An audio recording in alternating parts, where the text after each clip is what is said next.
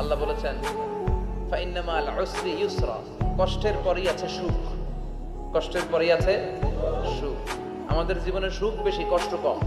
কয়দিন না খেয়েছিলাম, কয়দিন বিপদে পড়ছি, কয়দিন ডাকাইতে ধরছে, এক মাসের মধ্যে অসুস্থ থাকি কয়দিন আর সুস্থ থাকি কয়দিন, এটা হিসাব করে না। অসুস্থ যে ছিল খালি এটা খেয়াল রাখে, আছে না নাই? তার মানে ইন্না মাল উসরি ইউসরা, দুঃখের পরে আছে সুখ, মোটিভেশন। প্রাণটা আবার উদ্বেলিত হয়ে ওঠে, তাই তো আসলে তো দুঃখের পরে সুখ। এজন্য কষ্ট যখন পাবেন, অসুস্থ যখন হবেন, ওইখানেও আনন্দ করবেন, কারণ সামনে আরাম আসতেছে। সুবহানাল্লাহ পড়েন। মুমিনের হারাবার কিছু নাই, দুঃখ পাওয়ার কিছু নাই। মুমিন অসুস্থ হলে অসুস্থতার মাধ্যমে তার রোগের মাধ্যমে তার গুনাহ ঝরে যায়, সে আল্লাহর কাছে প্রিয় হয়ে ওঠে। তা আমাদেরকে কেউ হারাইতে পারে? কথা বলেন, আমাদের কেউ ভয় দেখাইতে পারে? মোটিভেশনাল সূরা, সূরাতুল ইনশিরাহ আর সূরাতুদ দুহা। এখানে অনেক হিউজ মোটিভেশন আছে।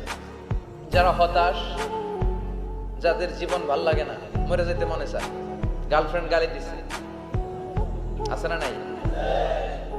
আবার বয়ফ্রেন্ড গার্লফ্রেন্ডের গালি দিছে, এ ওড়না পেঁচায়া ফ্যানের মধ্যে ঝুলে আত্মহত্যা করে। কত বড় পাগল তুই, মরলি কেন? গালি দিছে তো কি হয়েছে? হ্যাঁ, বুঝতে চায় না, হতাশ হয়ে যায়।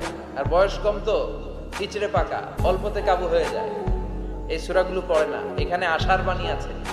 আজকে আমি জানি কথা শোনাবো আপনাদেরকে, শুরুতে আগে সংক্ষেপে বলে দিই। এই সূরার মূল কথা হচ্ছে, মানে সেন্ট্রাল থিম বা সাবজেক্ট ম্যাটার, সূরাতুদ দুহার কেন্দ্রীয় আলোচ্য বিষয় হচ্ছে নিরাশ হবেন না, হতাশ হবেন না, হাল ছাড়বেন না, ভরসা রাখবেন কার উপর?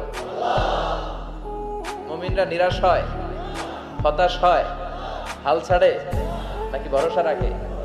কার উপর ভরসা? কার উপর? না নৌকার উপর? ধানের শীষ, নাঙ্গল, হাত পাখা, দাড়িপাল্লা, ভরসা থাকবে একজনের উপর। চিল্লায় বলেন, তিনি কে?